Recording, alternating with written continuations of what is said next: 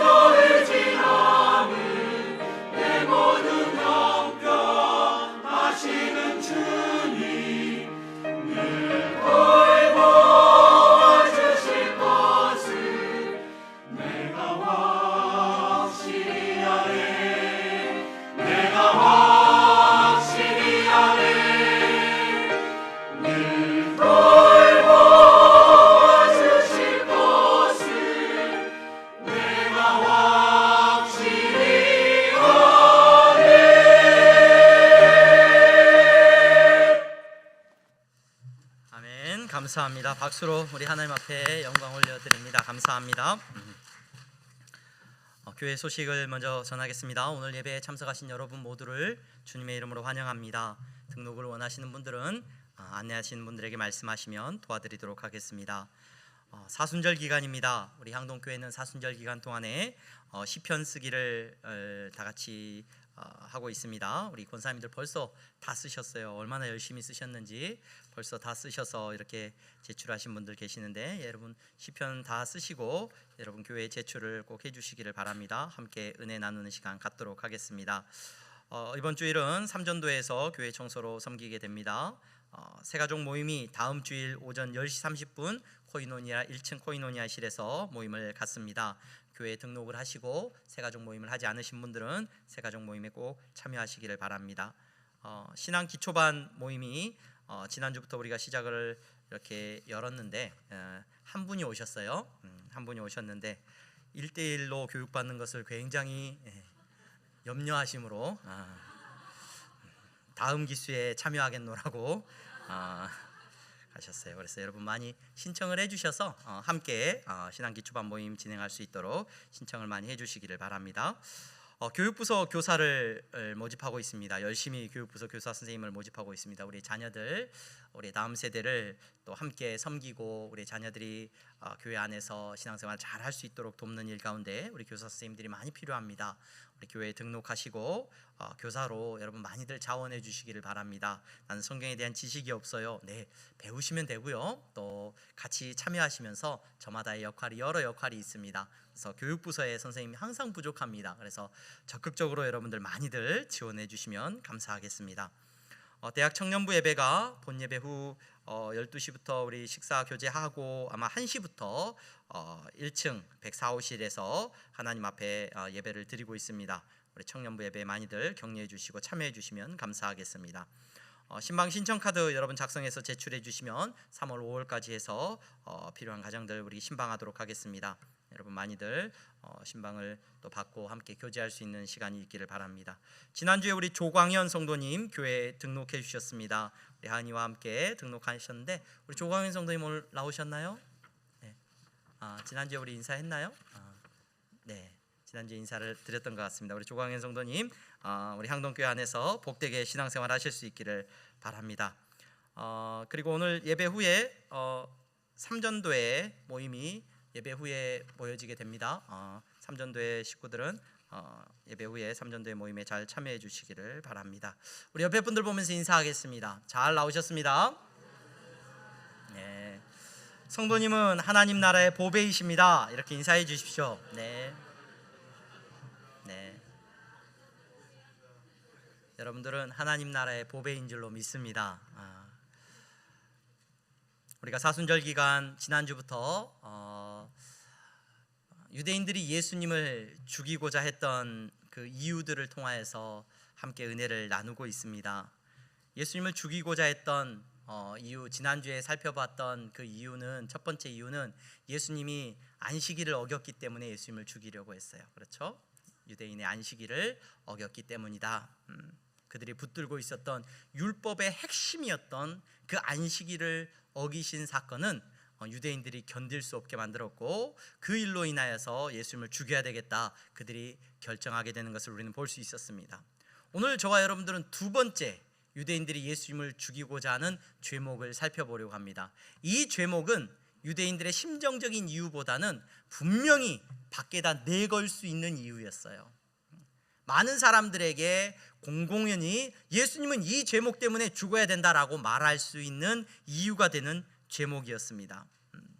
그 제목이 오늘 우리가 읽은 본문에 어떻게 기록되고 있습니까? 예수님을 잡아왔죠. 예수님을 이제 잡아왔어요. 가룟 유다로부터 사인을 받아가지고 예수님을 잡아서 이제 공회, 그 당시에 유대인들의 종교 지도회에 아주 가장 높은 결정기관인 산헤드린 공의회에 예수님을 잡아가지고 왔습니다. 불법적으로 잡아온 여러 정황들이 있지만 어찌됐든 예수님을 잡아왔어요. 잡아왔으니까 이제 예수님을 고발하고 예수님에게 뭔가 죄목을 이야기해야 됩니다. 다른 사람이 다 설득할 만한 정당한 죄목을 이야기해 주어야 됩니다. 그런데 오늘 우리가 읽은 본문에 보니까 60절 말씀에 거짓 증인이 많이 왔으나 얻지 못하더니, 거짓 증인이 많이 왔으나 여러분 예수님에 대한 어떤 죄목을, 정당한 죄목을 찾지를 못해요. 오늘 마태복음은 또 다른 복음서들은 예수님의 편에 있는 사람들이 기록했기 때문에 거짓 증인이라고 했겠지만 유대인들의 입장에서는 예수님을 여러 이유로 고발을 했겠죠. 하지만 예수님이 죽어야 된다, 예수님은 사형이다 라고 말할 만한 어떤 죄목도 그들이 발견하지는 못합니다. 아니, 발견하지 못했다기보다는 정당한 죄목을 붙이지를 못해요.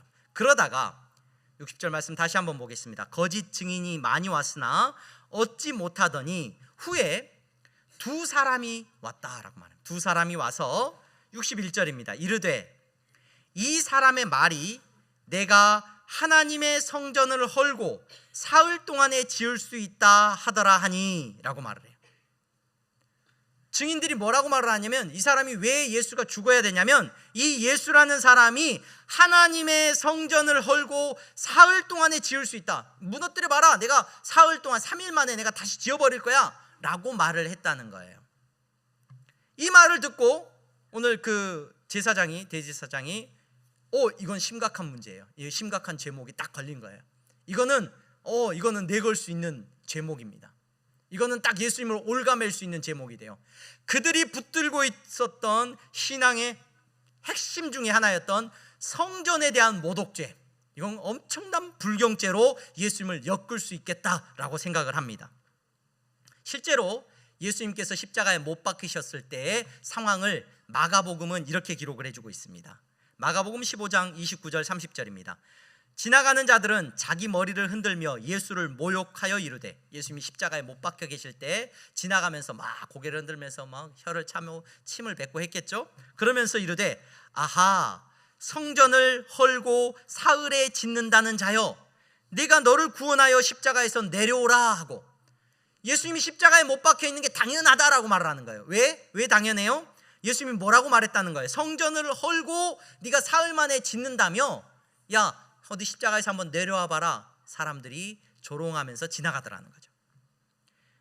나중에 초대교회가 세워집니다. 예수님이 부활하신 이후에 예수님을 따르던 제자들이 성령의 충만함을 받고 예루살렘에 많은 성도들이 모여들기 시작합니다. 그곳에 이제 집사님들이 세워져요. 우리가 알고 있는 유명한 집사님이 한 분 계셔요. 스데반 집사님이 계셔요. 그 스데반 집사님이 유대인들에게 돌에 맞아 죽기 전에 유대인들이 스데반 집사님을 죽이려고 하는 죄목을 보면 이렇습니다. 사도행전 7장 14절에 스데반 집사님이 이렇게 말을 했다는 거예요. 그의 말에 이 나사렛 예수가 이곳을 헐고 또 모세가 우리에게 전하여 준 규례를 고치겠다 함을 우리가 들었노라 하거늘. 스데반 집사님이 예수님에 대해서 전하고 다니셨는데 그 예수님이 어떤 일을 하겠다고 했냐면 이 성전을 헐겠다고 했다는 거예요. 그 말을 이 스데반이 지금 전하고 다녔다는 것을 그 사람들이 죄목으로 이야기를 합니다.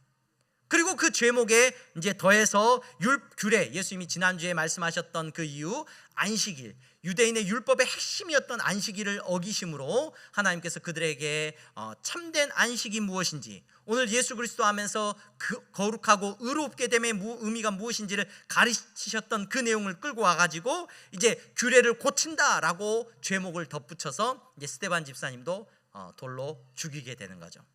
유대인들이 예수님을 죽이게 되는 내거는 아주 결정적인 이유가 뭐냐면 예수님이 그런 말을 했다는 거예요. 성전을 헐어라. 성전을 헌다. 성전을 무너뜨려 봐라. 내가 3일 만에 다시 지을겠다라는 말씀을 예수님이 하셨다는 거예요. 그게 예수님을 죽여야 되는 이유라는 거죠.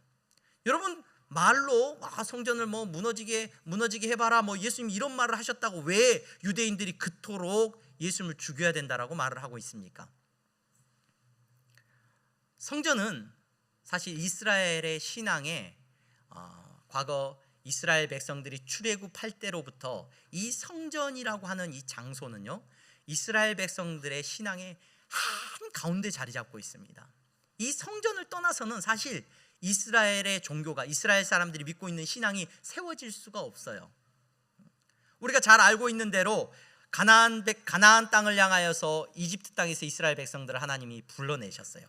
그리고 시내산에서 그들에게 율법을 주시고 계약을 맺으셔요. 그 율법을 주신 이후에 하나님께서 그들에게 명령하신 첫 번째 일이 뭐냐면 성막을 짓는 거예요. 그렇죠? 성막. 이스라엘 백성들이 출애굽해가지고 가나안 땅을 향해서 가면서 여러분 어디서 밤이 되면 잠을 잤을까요? 천막을 치고 텐트를 치고 잤어요. 텐트. 그 텐트를 치고 아마 잤을 거라고 생각이 돼요. 그 텐트를 치고 자는데 하나님께서 그 백성들에게 시내산에서 처음 명령하신 게 뭐냐면, 자, 너네들이 텐트 치고 다니는데 자, 내 텐트도 하나 만들어라 그래요. 예수님, 하나님이. 하나님의 성막을 만들어라. 성막이라는 말 자체에 하나님이 거할 텐트를 치라는 거죠. 그 텐트에 대한, 그 성막에 대한, 성막이라고 이제 번역을 했죠. 하나님이 거하시는 텐트예요. 그 텐트에 대한, 어떻게 텐트를 칠 건지, 재질은 뭘로 할 건지, 그 안에 어떻게 할 건지, 또 그 주변에는 어떻게 경계를 만들 건지 하나님께서 성막을 만드실 세세한 규례를 그들에게 주십니다. 그리고 그 텐트를 만들게 하시고 그 한가운데 하나님의 법궤를 두게 하셔요. 그래서 이스라엘 백성들이 이제 가나안 땅을 향해서 걸어가면서 광야에서 가장 먼저 이제 딱 정착지가 딱 발견되면 그곳에서 딱 자기들의 텐트를 치기 전에 뭐부터 쳐요? 레위 지파가 가장 먼저 하는 일이 하나님의 텐트를 치는 거예요. 성막을. 그리고 성막이 세워지고 나면 그 주변으로 지파에 따라서 자기들이 거주할 이제 텐트를 딱 치고 그곳에 자리를 잡는 겁니다. 여러분, 그 성막을 통하여서 하나님은 이스라엘 백성들에게 말씀하시고 율법을 통하여서 이제 놀라운 은혜들을 주셔요. 하나님이 그곳에 함께 하시겠다는 거예요. 너희들이 텐트 치고 살고 있는 그곳에 하나님께서 직접 그 성막을 짓게 하시고 그 텐트 안에 나도 머무르겠다는 거예요. 그래서 그곳에서 어떻게 제사를 지내는지, 어떻게 하나님 앞에 나아가는지 제사장들에 대한 규례도 다 주시고 그게 레위기에 가득한 것을 우리는 볼 수가 있습니다. 자, 이스라엘 백성들이 가나안 땅으로 들어갔어요. 그들의 율법을 지키기 위해서 그들은 반드시 그래서 성막이 필요했어요. 하나님이 거하시는 텐트가 필요해요. 근데 가나안 땅에 이제 정착해서 자기들이 집을 짓고 다 살아갑니다. 그런데 하나님의 성막은 여전히 텐트의 형태로 성막으로 머물러 있었어요. 그러다가 나중에 다윗이 예루살렘에 자기의 왕국을 세우게 됩니다. 수도를 딱 세워요. 그리고 나서 그 예루살렘에 왕궁을 세우죠. 왕궁이 뭡니까? 왕이 머무는 집이죠. 왕의 집을 딱 지어요. 그리고 나서 다윗의 마음에 드는 생각이, 야, 나는 이렇게 좋은 집에서 살고 있는데 하나님의 집은 어디예요? 여전히 텐트구나. 내가 하나님의 집을 한 채 지어야 되겠다.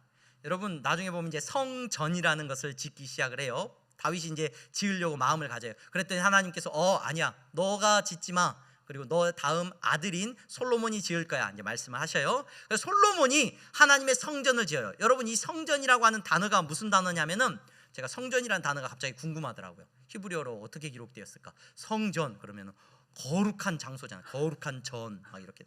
근데 히브리어로는 아주 간단한 단어가 바이트라고 써요. 바이트가 뭐냐면 집이에요. 집. 그러니까 오늘날의 현대 히브리어에서도 바이트 그러면 집이에요. 과거 이 고대 히브리어의 성경에 기록된 표현에도 바이트라는 말은 집입니다. 그냥. 그래서 솔로몬이 무엇을 지은 거냐면, 우리는 성전을 지었다라고 말을 하면서 이제 굉장히 의미가 와전이 되어지는데, 솔로몬이 지은 게 뭐예요? 집이에요. 집. 자기의 집은 있는데 하나님의 집이 천막이니까 이제 하나님의 집을 내가 좋게 짓겠다는 거예요. 그게 성전이라고 이제 번역이 된 거예요. 여러분, 그 성전을 짓는 솔로몬에 의해서 하나님의 집이 어디에 세워진 거예요? 이제 예루살렘에 세워진 거예요. 여러분, 이스라엘 백성들이 누구 집을 갖고 있어요? 모든 나라와 민족 가운데 유일하게 누구의 집이 어디에 있는 거예요? 하나님의 집이 예루살렘에 있게 된 거예요. 하나님의 집이 예루살렘에 있어요. 이 하나님의 집이라고 하는 이 생각은, 여러분, 나중에 이제 솔로몬이 이렇게 고백을 합니다. 성전을 다 짓고 나서, 하나님의 집을 짓고 나서 열왕기상 8장에 보면, 하나님이 참으로 땅에 거하시리이까? 하나님이 땅에 살겠습니까? 하늘과 하늘들의 하늘이라도 주를 용납하지 못하겠거늘 하물며 내가 건축한 이 성전이오리까? 이 집에 어떻게 하나님이 머무시겠습니까? 하나님 잘 알고 있습니다. 그러나 하나님, 이곳에서 우리를 만나주시고 이곳에 우리와 함께 해주시기를 바랍니다. 솔로몬이 기도해요. 그러자 하나님께서 거기에 응답을 해주셔요. 전 세계에 있는 수없이 많은 집들 가운데 하나님이 그 집에 반응을 해주셨단 말이에요. 열왕기상 9장에 보면 여호와께서 그에게 이르시되, 네 기도와 네가 내 앞에서 간구한 바를 내가 들었은즉 나는 네가 건축한 이 성전을 거룩하게 구별하여 내 이름을 영원히 그곳에 두며 내 눈길과 내 마음이 항상 거기에 있으리니 말씀하세요. 하나님께서 솔로몬이 지은 그 집에 거하시겠다라고 약속을 해주셔요. 그리고 그곳에서 이스라엘 백성을 만나 주시겠다는 거예요. 자, 여러분, 이제 이스라엘 백성들은 누구 만나러 어디로 가면 돼요? 하나님을 만나러 하나님의 집으로 가면 되는 거예요. 우리 명절이 되면 부모님을 만나러 부모님이 계신 집으로 내려가요. 마치 그런 것처럼 이스라엘 백성들은 그들의 명절이 찾아오면, 유월절이 돌아옵니다. 유월절이 돌아오면 어디로 가야 돼요? 하나님의 집으로 가는 거예요. 하나님의 예루살렘으로. 7.7절이 돌아옵니다. 추수한 그들이 추수하였던 장막절이 돌아옵니다. 절기가 돌아올 때마다, 하나님이 명령하신 그 절기가 돌아올 때마다 그들은 하나님의 집으로 가는 거예요. 그 민족은 하나님의 집을 갖고 있는 거예요. 예루살렘에. 이 놀라운 일이 그들의 삶 가운데 이루어진 거예요. 그래서 자기들의 신앙의 중심에는 뭐가 있냐면 하나님의 집, 우리말로 이제 성전이죠. 성전이 있는 거예요. 그 성전으로 가는 거예요. 이제 하나님의 집으로. 누구 만나러 가는 거예요? 그곳에 가서 제사를 지내고, 그곳에 가면 제사장이 있어요. 레위 지파가 그 하나님의 집을 수종드는 사람들이란 말이에요. 그 하나님의 집을 수종들면서 그곳에 오는 사람들의 짐승을 받아가지고 또 어떻게 제사 지내야 되는지, 어떻게 하나님을 만나게 되는지 설명해주고 또 인도해 줍니다. 성전을 정리하고 또 정돈합니다. 그 일들이 예루살렘 성전에서 이루어졌어요. 예루살렘에 있는 하나님의 집에서. 그런데 그들이 그렇게 신앙생활을 하다가 나라가 둘로 나눠지죠. 나라가 둘로 나눠져요. 남쪽과 북쪽으로 나눠져요. 북쪽에 10개의 지파가 뭉치고 남쪽에 2개의 지파가 뭉쳐요. 그런데 10개의 지파가 우리는 너네랑 같이 안 살아 하고 떨어져 나갔는데, 이 10개의 지파에 심각한 문제가 하나 생긴 거예요. 어떤 문제가 생겼어요? 하나님의 집이 어디에 있어요? 그 2개의 지파가 살고 있는 예루살렘에 있는 거예요. 그러니까 이 10개의 지파는 항상 명절이 되면 항상 너네하고 안 살아 했다가도 무엇 때문에 명절이 되면 어디로 가야 돼요? 예루살렘 가야 되는 거예요. 누구 만나려면? 하나님을 만나려면 하나님 집으로 가야 되는 거예요. 예루살렘에 있는 왕들이 생각을 한 거예요. 이제 열받았어요. 이제 왕들이, 여로보암이나 그 이후에 악한 왕들이 꾀를 냈어요. 야, 거기 하나님 집 거기만 있는 거 아니야. 이제 여기에도 하나님 집 있어. 그래서 하나님의 집을 자기들의 마음대로 이제 지어놓고, 야, 거기로 가서 하나님 만나지 말고 하나님 만나려면 이제 여기로 와. 그래서 북쪽 이스라엘이 하나님 앞에서 큰 죄를 지었다. 선지자들이 막 하고 지적하고 있는 죄 가운데 하나가 그거예요. 자기들 마음대로 이제 하나님의 성전을 지었어요. 그런데 하나님께서 그곳에 계시겠다고 약속도 안 하셨죠. 그리고 그 이후에 이제 이스라엘 백성들의 북이스라엘은 10개 지파는 아시리아라고 하는 나라에서 완전히 멸망당해 버려요. 자기들이 세운 거짓 성전이니까 그 무너질 수 있죠. 하나님의 집이 아닌 거니까 이스라엘 백성들이 보기에는. 근데 나중에 이 남쪽 유다 예루살렘에 있었던 하나님의 집도 어떻게 돼버리냐면, 그들의 신앙생활에 어떻든 그곳에서 하나님을 만난다, 하나님께 기도한다, 하나님 앞에 나간다 늘 그래왔는데, 바벨론이라고 하는 나라에 의해서 예루살렘이 함락당해요. 멸망을 당해요. 그 하나님의 집, 그 감히 하나님의 집이라고 우리가 여겼던 그 집이 바벨론에 의해서 완전히 유린당하고 초토화돼 버리고 다 무너져 버려요. 이스라엘 백성들이 또 그 민족이 다 끌려가요. 바벨론으로. 그래가지고 바벨론의 강가에서 그들이 울면서 하나님의 성전, 하나님의 집을 안타까워하면서 울어요. 70년이 지난 다음에 다시 돌아옵니다. 그 땅으로. 그 땅으로 돌아와서 그 백성들이 자기들을 집을 짓는 것보다 염두에 뒀던 건 뭐냐면 하나님의 집을 짓는 거예요. 그걸 2차 성전이라고 그래요. 그래서 우리가 잘 알고 있는 것처럼 느헤미야라든지 이런 선지자들에 의해서 하나님의 성전을 지어야 된다. 그래서 성벽을 쌓고 그들이 예루살렘에 산 일이 뭐냐면 하나님의 집을 짓는 일을 했어요. 자기들의 집을 짓고 하나님의 집을 짓는 일을 했어요. 그걸 2차 성전이라고 그래요. 근데 이 2차 성전은 솔로몬의 성전보다는 작고 초라했죠. 하지만 어찌됐든지 성전을 짓고, 성전 하나님의 집을 지어놓고 그들은 또 생각했어요. 이곳에 누가 계신다? 하나님이 계신다. 그래서 신앙생활을 그 성전을 중심으로 열심히 했어요. 그런데 열심히 했는데, 그렇게 자기들끼리 열심히 하려고 했는데 BC 300년경에 한 왕이 등장을 하죠. 우리가 잘 알고 있는 알렉산더 대왕이 등장을 해요. 알렉산더 대왕이 거기를 싹 또 점령해버려요. 그리고 나서 알렉산더 대왕 이후에, 죽은 이후에 그 지역을 다스리던 에피파네스라고 하는 왕이 등장을 하는데, 이 왕은 헬레니즘의 굉장한 신봉자예요. 그래서 유대인들이 자기들의 정통성을 가지고 이곳에 하나님의 집이다라고 자기들만 거룩하다고 하는 걸 못 보는 거예요. 그래가지고 성전에다가 일부러 막 돼지, 유대인들이 제일 불결하게 생각하는 동물 중에 하나가 돼지란 말이에요.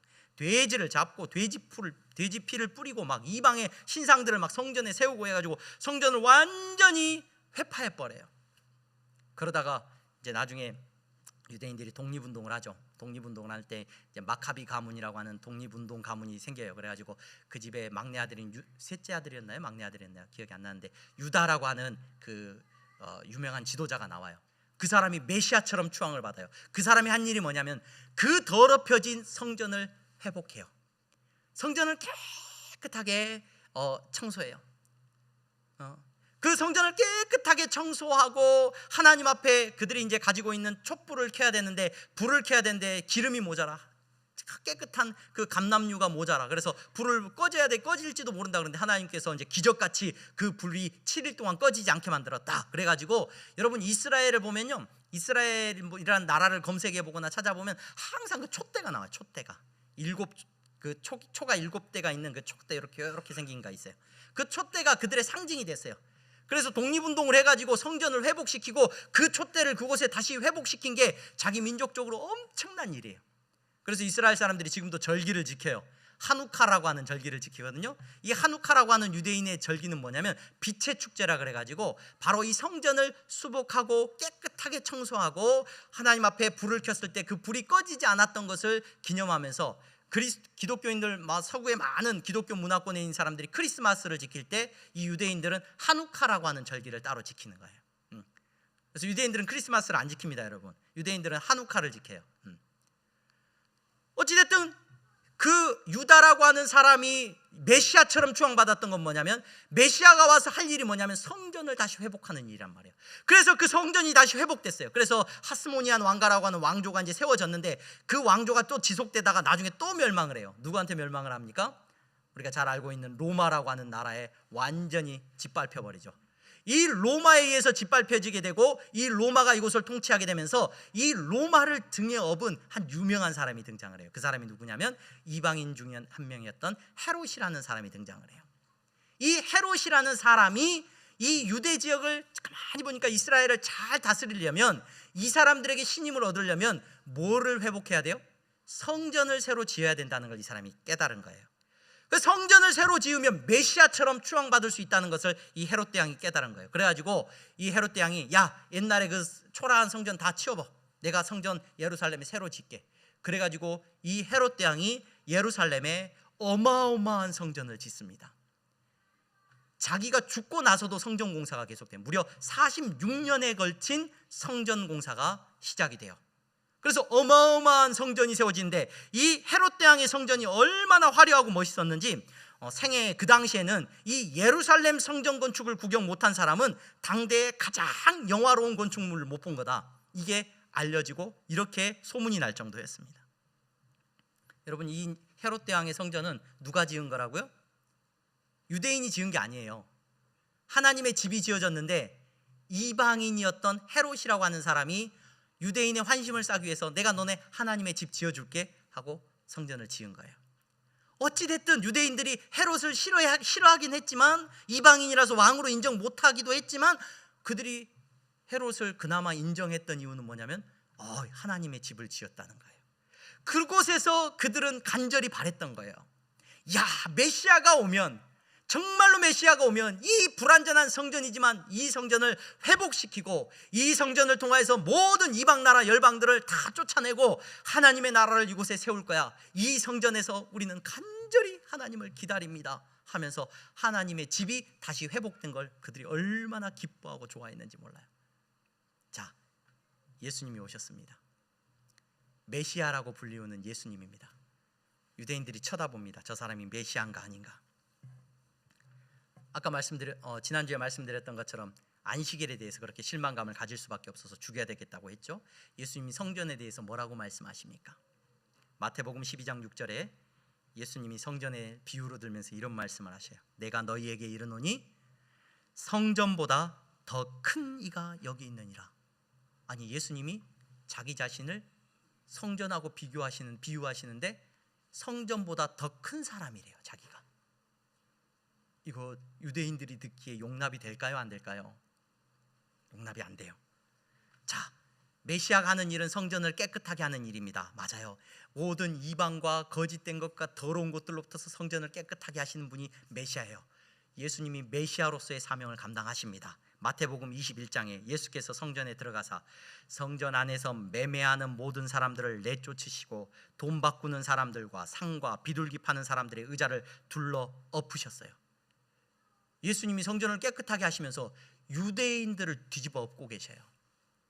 거기서 하나님 앞에 제물 바쳐야 돼서 제물 가지고 와서 환전해주고 돈 바꿔주고 제물로 이렇게 바꿔주고 하는 일을 하고 있는 사람들을 다 뒤집어 엎어버리셔요. 유대인들을 쫓아내시고 유대인들을 부정하다고 하시고 유대인들의 상을 뒤엎어버리셨어요. 마태복음 24장입니다. 예수님께서 성전에서 나와서 가실 때 제자들이 성전 건물을 가리켜 보이려고 나아오니 그래요. 예수님의 제자들은 시골 촌사람들이에요. 갈릴리 저기 외곽에 있었던 사람들이고 촌사람들이 서울에 온 거예요. 여러분 촌사람이 서울에 오면 어디로 여행 갑니까? 가장 먼저 와, 너 어디 가봤어? 그러죠. 네. 요즘도 63빌딩인가요? 요즘 롯데타워가 생겨가지고 63빌딩 가봤어? 마치 예수님의 제자들도 그랬던 것 같아요. 예루살렘에 왔더니 그 화려한 성전이 있는 거예요. 어마어마한 성전이. 예수님한테 예수님도 촌사람이잖아요. 예수님 저거 봐봐요. 저거 엄청 멋있죠. 우와, 예수님이 왕이 되시면 제자들은 그런 생각도 했을 거예요. 야, 이 성전도 이제 이 성전이 예수님이 왕이 되시면 자기들의 어떤 영역이 될 수 있단 말이죠. 예수님이 뭐라고 대답을 하시냐면 대답하여 이르시되 너희가 이 모든 것을 보지 못하느냐? 내가 진실로 너희에게 이르노니 돌 하나도 돌 위에 남지 않고 다 무너뜨려지리라. 실제로 AD 72년경에 로마에 의해서 예루살렘 성전은 완전히 박살이 나버립니다. 요한복음 2장 18절에서 22절에는 유대인들이 예수님에게 어떤 표적을 보여달라 그럽니다. 예수님이 대답하십니다. 이 성전 너네 손 헐어봐라. 내가 사흘 동안에 다시 일으킬 거다. 유대인들이 깜짝 놀라죠. 이 성전은 46년 동안 지었건을 네가 3일 동안에 다시 짓는다고? 이게 무슨 말이 되는 소리냐? 예수님께서는 조금도 하나님의 집에 대한 경외심이 없는 것 같아요. 이곳이 하나님의 집이고 우리의 자랑이고 우리의 신앙의 본질인데 이곳에 와서 우리는 하나님을 만날 수 있는데 메시아라고 불리우는 저 예수가, 저 거짓말쟁이가 하나님의 전을 모독하고 성전을 틈만 나면 무너질 거라 그러고 성전을 무너뜨려봐 내가 3일 만에 다시 세울게 이런 이상한 헛소리는 한단 말이에요. 이 성전에 대한 불경죄는 유대인들이 죄목으로 걸 수 있는 아주 좋은 죄목이 됩니다. 여러분 왜 그런데 예수님은 그 모든 것을 아셨을 것인데 왜 유대인들의 성전을 유대인들이 붙들고 있는 하나님의 집에 대해서 조금도 그렇게 좋은 모습을 보이지 않으신 겁니까? 예수님은 성전을 고쳐 쓰고 청소해서 쓸 생각이 전혀 없어 보이셔요. 무너질 거라는 거예요. 그냥 니네 손으로 차라리 무너뜨리라는 거예요. 왜 그러셨습니까? 이스라엘 백성들이 지어놓은 하나님의 집에서 이스라엘 백성들은 믿고 있어요. 그곳에서 하나님을 만날 수 있다. 이곳이 거룩한 곳이고 이곳에 하나님의 임재하심을 통해서 우리는 하나님 나라의 백성임이 선포되어진다. 예수님은 웃기는 소리 하지 말라는 거예요. 그곳이 거룩한 곳이고 그곳이 하나님의 집이냐? 사실 구약의 이스라엘 백성들이 하나님께서 그들의 그 장소에 대해서 말씀해 주실 때 뭐라고 말씀하시냐면 그곳이 거룩해서 그곳에서 오면은 다 용서받고 이러는 게 아니라 하나님이 그곳에 계시는 조건이 하나 있어요. 그 성전에 머무시는 조건이 뭐냐면 그 백성이 하나님 앞에서 거룩하면 내가 너희와 그곳에서 함께 하겠다라고 약속을 하시는 거예요. 그런데 이스라엘 백성은 조금도 거룩하지 않아요. 온갖 죄인된 모습을 가지고 나와요. 그러면서 그곳에 가면은 거룩함이 회복되어질 것처럼 착각했습니다. 여러분 죄인된 인간은 어떤 장소에서 하나님을 만날 수 없습니다. 어떤 장소에 간다고 그곳이 거룩해가지고 그곳에 하나님의 임재하심을 경험하고 그곳에서 하나님의 거룩함을 경험할 수 있는 것이 절대 아닙니다. 여러분 예수님은 성전이 무너질 거야. 무너뜨려봐 너네 손으로. 차라리 무너뜨리는 게 낫다라고 말씀하셨어요. 3일 만에 다시 성전을 세우실 것이라고 말씀하셨어요. 그 말씀의 의미를 우리는 잘 압니다. 곧 성전된 예수 그리스도 자신을 우리에게 말씀해 주고 계십니다. 유대인들은 예루살렘 성전에 가서 하나님 앞에 나아가면서 제물을 바쳤습니다. 양을 죽이고 비둘기를 바치고 짐승을 잡고 소를 바쳤습니다. 6월절이 되면 3박 4일 계속해서 이 짐승들을 잡아대니까 나중에는 짐승들에게서 흐르는 그 피가 시냇물을 이루었다 그래요. 그만큼 피를 흘려서 하나님 앞에 의로움을 얻고자 했지만 그 짐승을 잡는 그 순간에도 그들은 더러움과 탐욕과 죄로 가득했다는 것을 우리는 성경을 통해서 알 수 있습니다. 여러분, 하나님의 성전이 우리 안에 이루어졌고 다시금 세워졌습니다. 누구로 말미암아? 예수 그리스도, 그분으로 말미암아 하나님의 성전이 세워졌습니다. 그분은 단번에 죽으심으로, 예수 그리스도께서 십자가에 죽으심으로 우리의 모든 죄를 대속하신 줄로 믿습니다. 그곳이 성전입니다. 그분이 하나님의 성전입니다. 대제사장들이, 레위인들이 성전에서 수종을 들어요. 하나님의 집에서 막 일도 하고 막 청소도 하고 하는 거죠. 모든 사람들을 하나님에게로 인도하는 겁니다. 여러분, 대제사장 되신 예수 그리스도, 그들은 여전히 죄인이라서 자기 죄 때문에 맨날 제사 드려야 되고 그랬지만, 여러분, 예수 그리스도 그분이 대제사장으로 계십니다. 그분이 성전이십니다. 그분이 죽으시고 다시 사심으로 말미암아 우리를 단번에 하나님 앞에 정결한 사람들로 우리를 이끌어 주신 줄로 믿습니다. 이제 우리는 새로운 성전이 이루어진 것을 깨닫습니다. 우리 안에 새로운 성전이 세워졌습니다. 그 새로운 성전이 무엇입니까? 바로 예수 그리스도를 모심이 우리 안에 거룩한 성전이 되어진다라고 성경은 우리에게 말해주고 있습니다. 오늘 이 자리에 나오신 여러분, 세상의 종교들은 성지를 갖는 걸 참 좋아해요. 성지, 이곳이 성지다. 제가 부산에 잠깐 머물었을 때 그곳에 가니까 이단들의 성지가, 부산이 이단들이 좀 많았던 것 같아요. 이단들의 출생지가 있어요. 누구누구 교주님이 태어나신 곳, 거기 성지가 돼요. 성역화해요. 그곳을 무슨 동산으로 만들어, 그곳에다 막 화려한 건물을 지어놓고, 예루살렘에 잠깐 머물면서 예루살렘에 성지순례 오는 분들이 계셔요. 여러분, 엄밀한 의미에서 그곳은 흔적이 있고 추억이 있고 또 역사적인 장소이지만, 여러분, 기독교인들에게 성지라는 것은 존재하지 않습니다. 실제로 나중에 이제 예루살렘 성전이 무너지고 나서요, 로마가 그곳을 다스리면서 나중에 로마가 기독교화돼요. 로마가 기독교화되고 나서는 곳곳에 교회들이 세워져요. 흔적들이 있는 곳마다 여러분들이 가게 되면 교회들이 다 있어요. 뭐 예수님이 십자가에 못 박히셨다가 시신이 누우셨던 교회, 그래가지고 성묘교회, 그곳에 가면 바위가 있어요. 예수님이 여기 누우셨다, 시신이 누이셨다 그래가지고 그것이 얼마나 반질반질한지 움푹 패였어요. 사람들이 막 물을 떠와가지고요, 요단강에서 물 떠가지고 와가지고 유리병에다 거기다 물 붓고, 저기 뭐 길거리 가면은 여기 파는 거 있어요. 그 손수건, 저기 뭐 천주교에서 붙들고 있는 뭐 예수님의 얼굴을 닦아준 걸 기념하는 손수건 같은 그런 거 팔아요. 그럼 그거 사다가 그거 닦아가지고 물을 딱 묻혀가지고 다시 딱 병에다 담아요. 그럼 성수가 되는 거예요. 성수. 네. 그리고 막 예수님 태어나셨던 곳 장소적으로 잡아가지고 막 거기다가 탄생 기념교회 지어놓고, 나사렛에 가면은 또 예수님이 또 뭐 그 기적을 베푸셨던 뭐 갈릴리 주변에 가면은 베드로 집터 교회도 있고, 온갖 교회, 뭐 예수님이 팔복을 전하셨던 그 뭐 산상수훈을 하셨던 산상수훈 기념교회도 있고, 다 교회를 성지화시키는, 그곳 안에 들어가면은 가관입니다.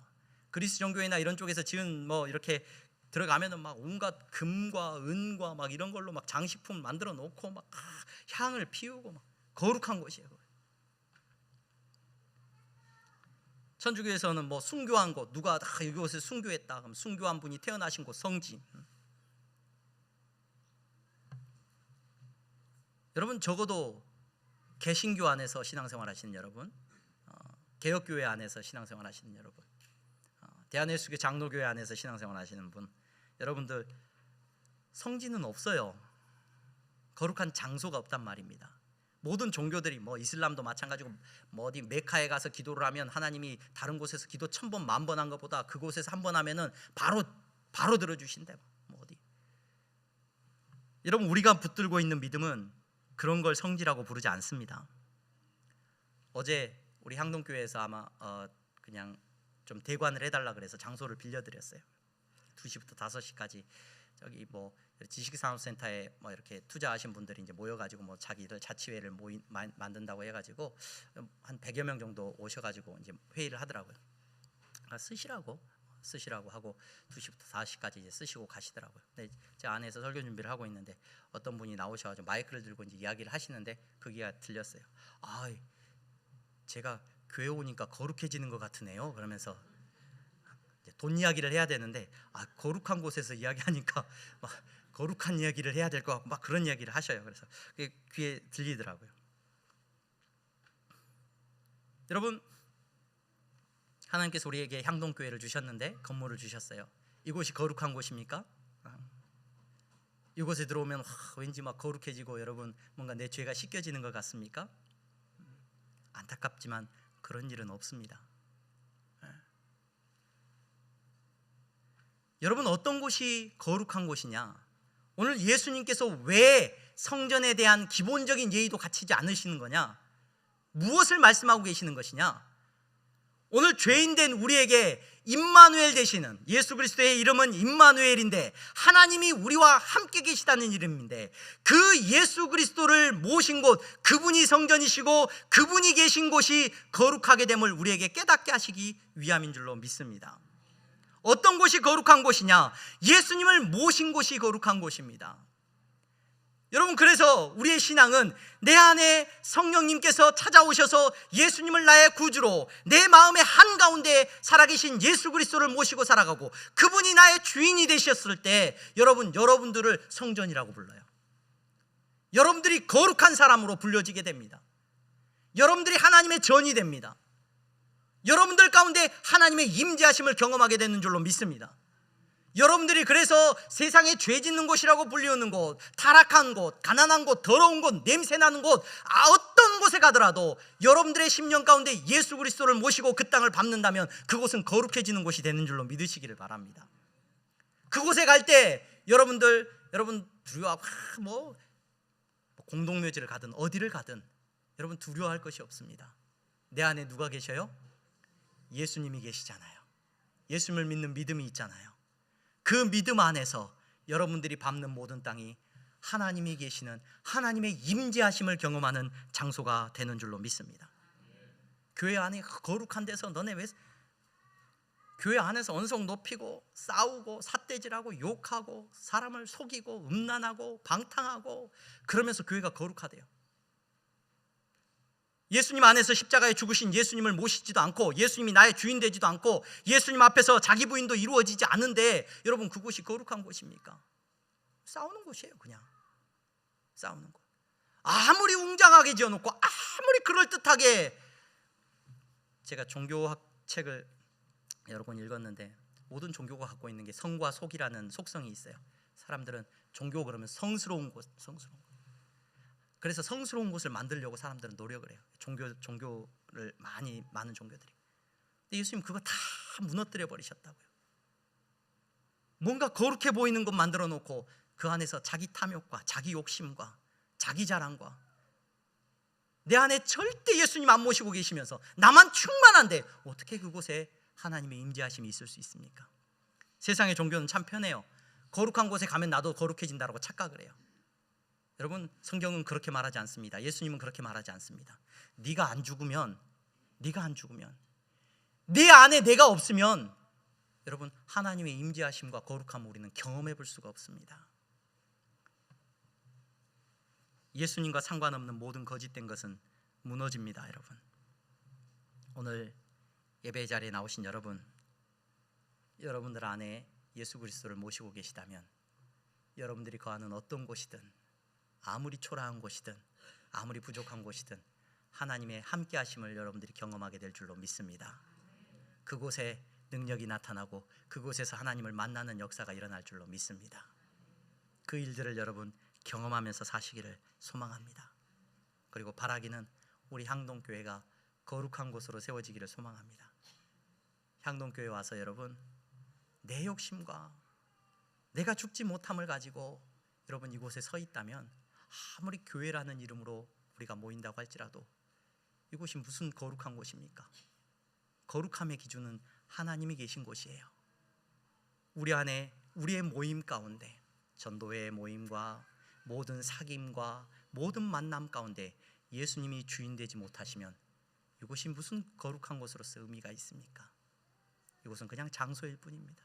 우리가 이곳 다 쓰고 나중에 더 큰 교회로 가야 되겠습니다 하고 이거 팔고 어디 술집에다 팔고 가버리면 이건 뭐가 되는 거예요?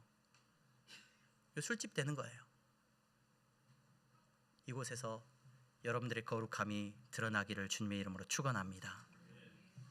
내가 예수님을 모시고 살아가는 사람인 것이 제발 여러분들의 입술을 통해서 고백되어지기를 소망합니다. 여러분들의 태도와 눈빛을 통해서 예수님이 내 안에 계십니다, 예수님이 나와 함께 계십니다 고백되어지는 은혜가 나타나기를 소망합니다. 그러할 때 여러분, 우리 향동교회는 거룩한 곳으로, 여러분들의 가정이 하나님의 임재하심을 경험하는 곳으로 고백되어질 줄로 믿습니다. 우리 함께 기도하겠습니다. 거룩하신 하나님, 감사합니다. 사랑하는 성도들, 이 시간에 우리에게 찾아오신 예수 그리스도를 모시고 예배합니다. 예수님을 모시고 하나님께 나아갈 수 있게 하시니 감사합니다. 내 마음에 예수님이 계셔서 내가 하나님의 거룩한 성전이 되었고, 내가 가는 곳 어디라도 그곳에서 하나님의 나라를 이루어가는 놀라운 은혜가 우리 가운데 있는 줄로 믿습니다. 사랑하는 성도들에게 은혜 베푸시고 저들 마음 가운데 살아계신 예수 그리스도가 좌정하심을 날마다 깨닫게 하여 주시옵소서.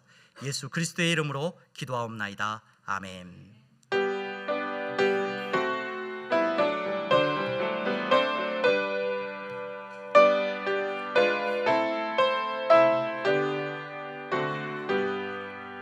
나의 생명 드리니 주여 받아 주셔서 세상 살아갈 동안 찬송하게 하소서. 나의 보화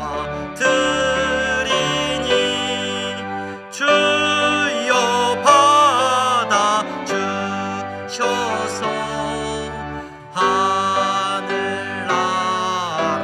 위하여 주 뜻대로 쓰소서. 아멘.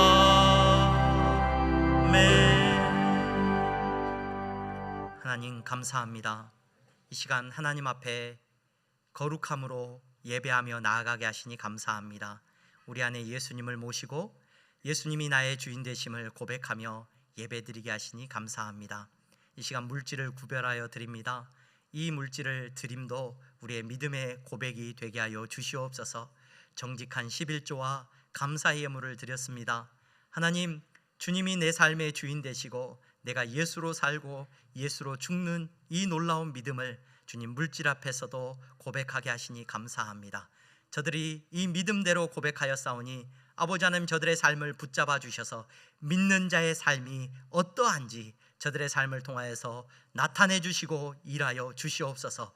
어려움 속에서도 저들이 감사하고 나누게 하시고, 부요함 속에서도 사치하고 방탕하는 것이 아니라 하나님께서 주신 은혜를 나누는 거룩한 삶을 살 수 있도록 축복하여 주시옵소서. 아버지 하나님, 선교의 예물을 드립니다. 장학헌금을 드립니다. 건축헌금을 드렸습니다. 보이지 않는 곳에서 하나님의 나라를 위하여 섬기는 저들의 헌신을 기뻐 받으시고 저들의 삶에 하나님의 나라가 날마다 확장되어지는 은혜가 있게 하여 주시옵소서. 경제적인 어려움 때문에, 직업의 문제 때문에, 직장의 문제 때문에, 아버지 하나님 생업의 문제 때문에, 일용할 양식 때문에 아버지 하나님 근심하고 염려하고 있는 성도들이 있습니까? 아버지 하나님께서 더 큰 위로와 은혜를 내려주시고 주님과 동행함의 은혜를 놓치지 아니하도록 주여 붙잡아 주시옵소서. 예수 그리스도의 이름으로 기도하옵나이다. 아멘. 우리 다 함께 일어나서 찬양하겠습니다.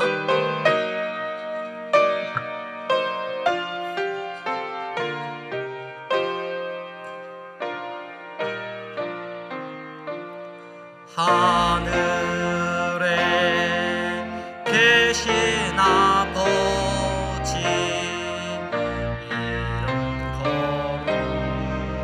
거룩하사 주님 나라 임하시고 뜻이 이루어지리.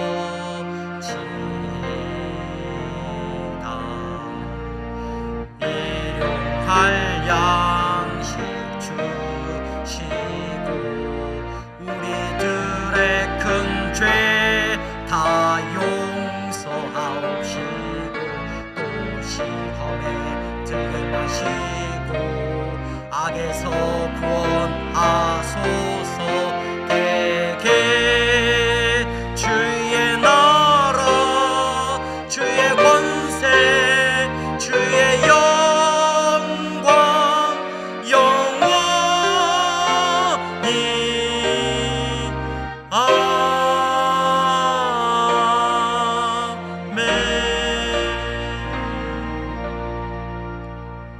아멘. 주 예수 그리스도의 은혜와 하나님 아버지의 사랑하심과 성령의 교통 충만하심이 예수님을 내 마음에 모시고 거룩한 하나님 나라의 백성으로 살아가는 성도들의 머리머리 위에 이제부터 영원토록 함께 있을지어다. 아멘.